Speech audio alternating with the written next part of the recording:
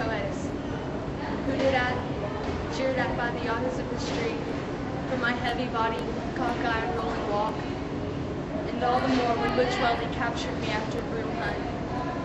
He left me to my fate with Dr. Myers, and I sank into death, growing numb from the feet up, like one stepping deeper and deeper into a stream of ice. Will someone go to the village newspapers and gather into a book the verses I wrote? I thirsted so for love. I hungered so for life.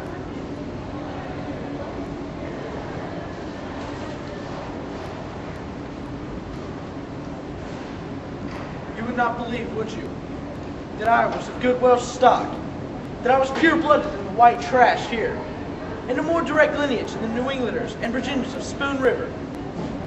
You would not believe, would you, that I had been to school and read some books.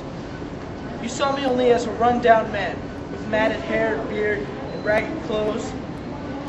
Sometimes a man's life can turn into a cancer from being bruised and continuously bruised and swell into a purplish mass like growths on stalks of corn.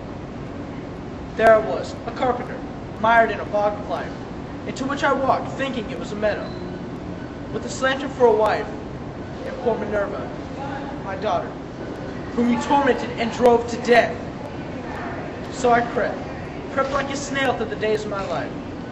No more you hear my footsteps resounding on the hollow sidewalk, heading to the grocery store for a little cornmeal and a nickel's worth of bacon.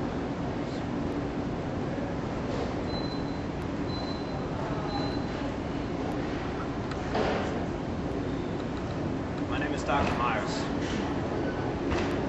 No other man, unless it was Doc Hill, did more for the people in this town than I.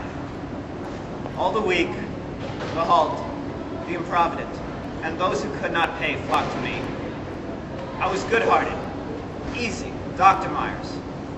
I was happy, healthy, in comfortable fortune, blessed with a congenial mate, my children raised, all wedded, doing well in the world. And then, one night, Minerva, the poetess, came to me in her trouble, crying. I tried to help her out. She died. They indicted me. Newspapers disgraced me. My wife perished of a broken heart, and pneumonia finished me.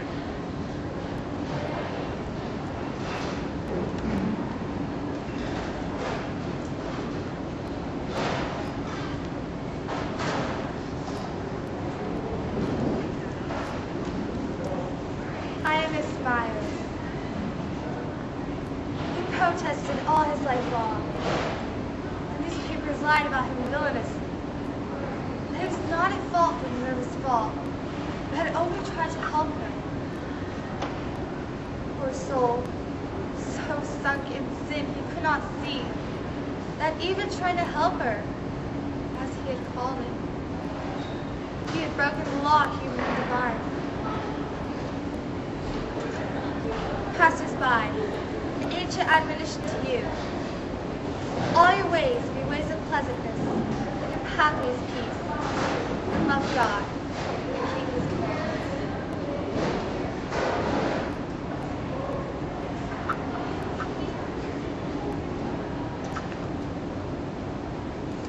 Dora, when Reuben Painter left me in Virginia, I went to Springfield. There, I met a lunch. His father, just deceased, left him a fortune. He married me when drunk.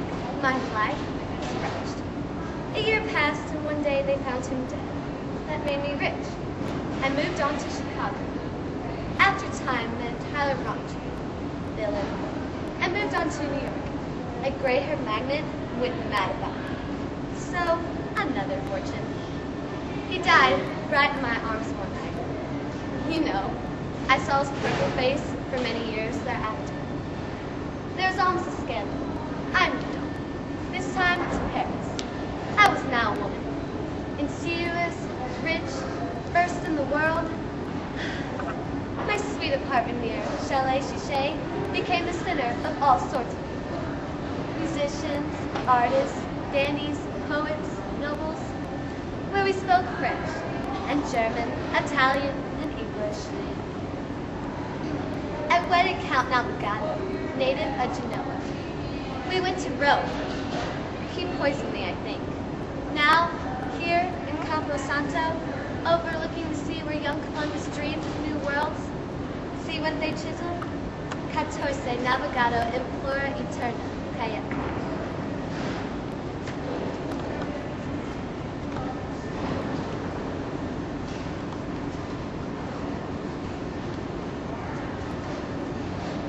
My name is Mrs. Williams.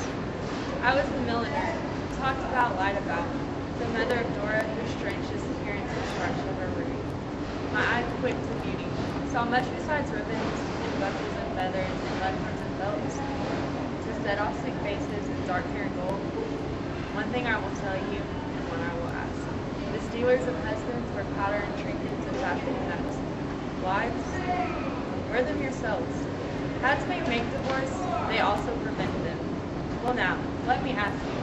All children here born in Spoon River have been reared by the county, somewhere on a farm, and the fathers and mothers have been given their freedom to live and enjoy, change mates if they wish. Do you think Spoon River had been any of the worse?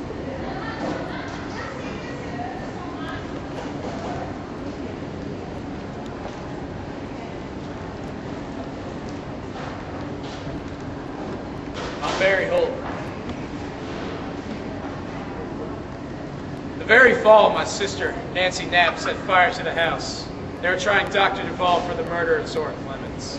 And I sat in court for 2 weeks, listening to every witness. It was clear he had got her in a family way, and to let the child be born would not do. Well, how about me, with 8 children of one coming, and the farm mortgage to Thomas Rhodes?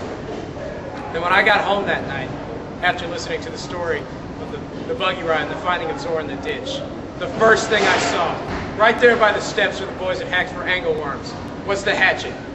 And just as I entered, there was my wife, standing before me, big with child.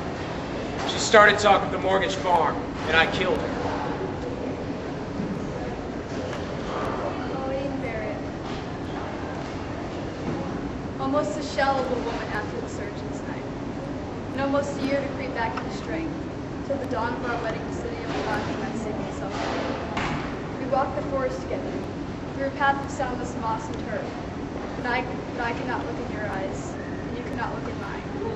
For such sorrow was ours, beginning of gray in your hair, and I but a shell myself. And what did we talk of? Sky and water. Anything must hide our thoughts. And then your gift of wild roses, set on the table to grace our dinner. Poor heart, how bravely you struggled to imagine it lived such a remembered rapture. And you left me alone in my room for a while, as you did when I was a bride. And I looked in the mirror, and something said, one should be all dead when one is half dead, or ever mock life, or ever cheat love. Dear, have you ever understood?